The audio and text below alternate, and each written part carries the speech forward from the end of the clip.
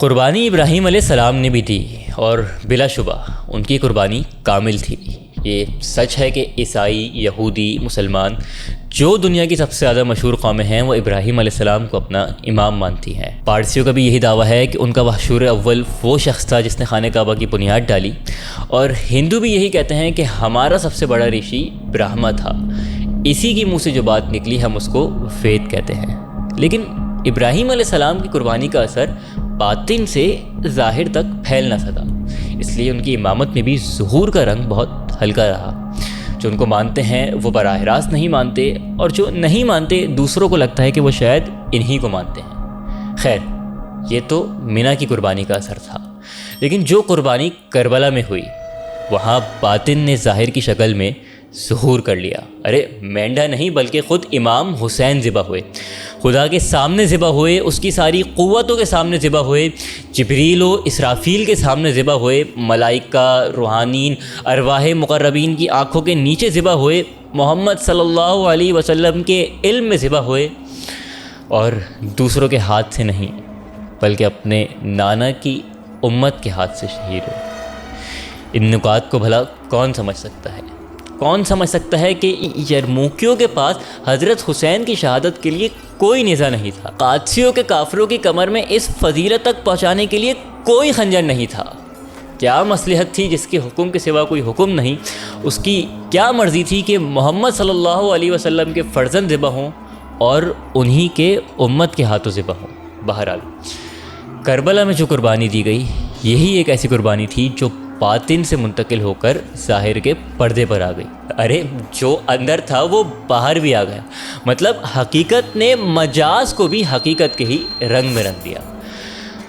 فرات کے کنارے جو آیا اپنے آپ کو لے کر آیا، اپنی آنکھوں کانوں کو لے کر آیا، اپنی قوتوں کو لے کر آیا، اپنے بال بچوں سمیت آیا، اپنی عزت و ناموس کو لے کر آیا، اپنی شہزادگی کی طاقت، پیرزادگی کا اعتماد لے کر آیا، اپنی نبی زادگی کا جلال لے کر آیا، بلکہ خود اپنے زہد و تقوی اور ولایت و کرامت کو لے کر آیا۔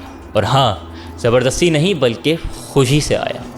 روکنے والوں نے روکا، لیکن وہ بے تحاشا امتحان کے میدان جانچ کے دنگل میں اتر گیا۔ کیا وہ شامیوں کے تخت کے لیے اترا؟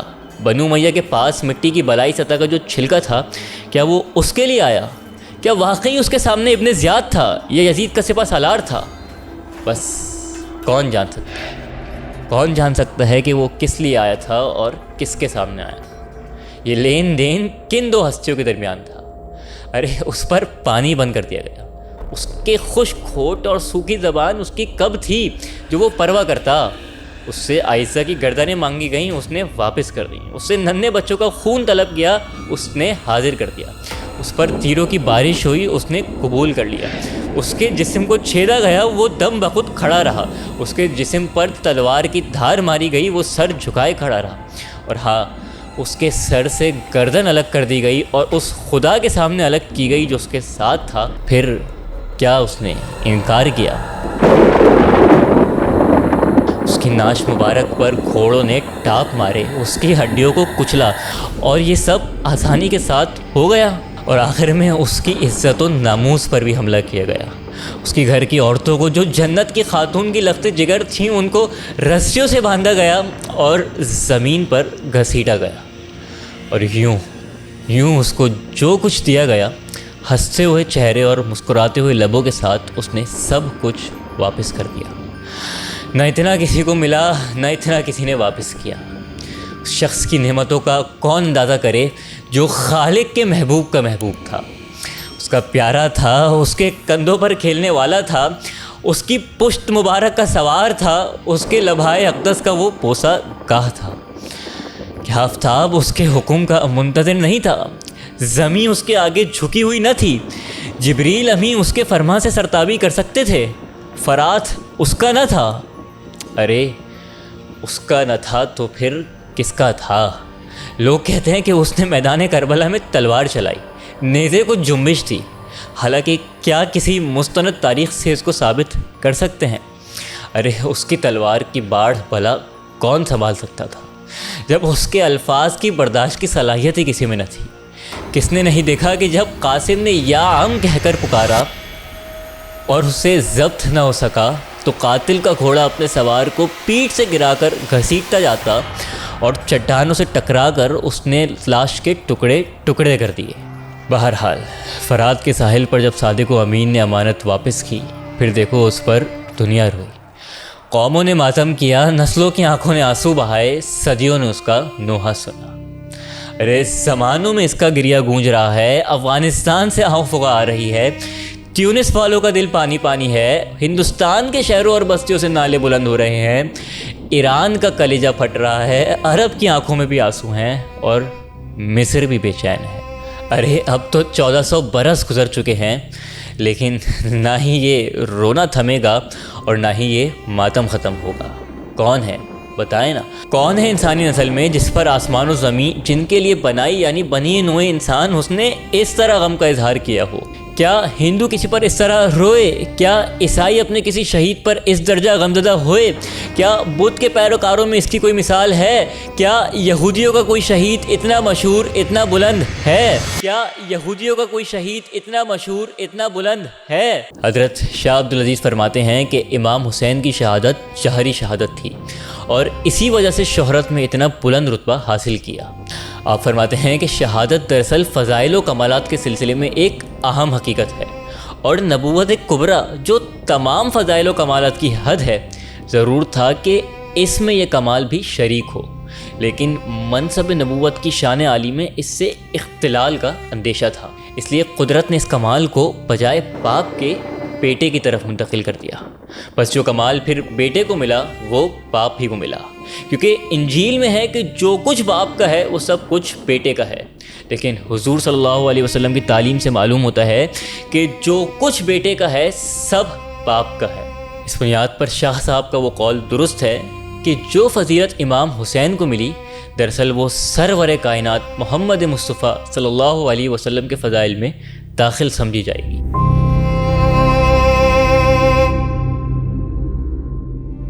یہ بات سچ ہے کہ شاہی طاقت پہلے جسموں کو جھکاتی ہے اور پھر رفتہ رفتہ اس کا دباؤ عقل پر پڑتا ہے، اور عقل کے جھکنے کے بعد بالآخر وہ بھی جھک جاتا ہے جس کے جھکنے کے بعد ہر چیز جھک جاتی ہے، اور آخر جب دل ہی جھک جائے تو اب انسان میں کون سی چیز باقی رہ جاتی ہے؟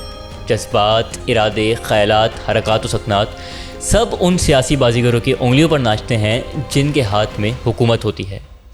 انسانیت کے لیے سب سے بڑی مصیبت اس وقت ہوتی ہے جب ان بازیگروں کے باطن میں خبث اور شرارت کے عناصر غالب ہوتے ہیں، کیونکہ اس وقت وہ ساری روحیں جو ان کے سیاسی پنجے میں گرفتار ہوتی ہیں وہ سب کی سب گندی اور ناپاک ہو جاتی ہیں۔ محمد صلی اللہ علیہ وسلم نے خون کے فوارے بہا کر ایک جماعت تیار کی تھی جس کے پاس پاک روح، مقدس نفس، سلیم قلب، عمیق علم کے علاوہ کچھ نہ تھا۔ یہ ایسی پختہ، مستحکم اور غیر متزلزل جماعت تیار ہوئی تھی کہ اس کے بعد توقع غلط نہیں تھی کہ جو نسلیں ان سے نکلیں گی ان میں کمالات و فضائل کے جواہر تا قیامت چمکتے رہیں گے، لیکن یک بنو امیہ کے گھرانے میں وہ بچہ پیدا ہوا جس نے جسموں کو قابو میں لا کر عقلوں پر قبضہ جما لیا۔ اب امت کو یہ اندیشہ تھا کہ کہیں قلوب و ارواح بھی نبوت کبریٰ کے قائم کیے گئے مرکز ثقل سے ہٹ نہ جائے، اور اندیشہ کیا کہ جب ان میں ابن زیاد، عمر بن سعد اور شمر پیدا ہو چکے ہیں تو کیا اس کے بعد بھی ہم اس کو فقط اندیشے سے ہی تعبیر کرتے رہیں گے؟ کیسا خطرناک وقت، کیسی سخت محنت کہ درختوں کی شاخوں کو نہیں بلکہ اس کی جڑوں کے ہل جانے کا خدشہ پیدا ہو گیا۔ اور کیا کیا جاتا ایسے وقت میں؟ کیا کیا جاتا؟ کیا یزید کی گردن اڑانے سے یزید مر جاتا؟ یزید تو مر جاتا، لیکن اس کی روح کس طرح مرتی جس کا وزن امت کے دل و دماغ پر پڑ رہا تھا۔ یہ خدا کی سجائی ہوئی حکمت ہی تھی کہ مسلمانوں میں جو سب سے زیادہ ذی اثر با اقتدار تھا، ان سب سے زیادہ پیارا محبوب تھا، وہ فاطمہ کے حجرے سے نکلا اور بجائے یزید کے خود اپنے گلوئے مبارک پر خنجر چلوا دیا۔ سر تن مبارک سے کیا علیحدہ ہوا کہ مسلمان کی مسخر قلوب، ان کی مسحور عقلیں، ان کا سویا ہوا دماغ یک یزید کے عقلی اور ذہنی دباؤ سے آزاد ہو گیا۔ بظاہر یزید زندہ رہا، لیکن دیکھنے والوں نے دیکھا کہ اس کی روح مر گئی، اور یہی مقصد بھی تھا۔ بھلا نانا کی دیوار کو کون سنبھالتا؟ حسین نہ سنبھالتے تو کس کا جگرا تھا کہ اس میدان میں اترتا اور اپنے خون کے ساتھ اس دیوار کی ہلی ہوئی چٹانوں کو پھر سے مضبوطی کے ساتھ جما دیتا؟ ایمان کی عظمت کو بھلا کون پیدا کر سکتا تھا؟ اس بلند مینار پر کون قدم جما سکتا تھا جس پر حسین کھڑے ہوئے؟ ایسی ہمہ گیری، ہر دل عزیزی کس کے حصے میں آ سکتی ہے جس کا انتقام دنیا صدیوں سے لے رہی ہے اور اب تک انتقام پورا نہیں ہوا؟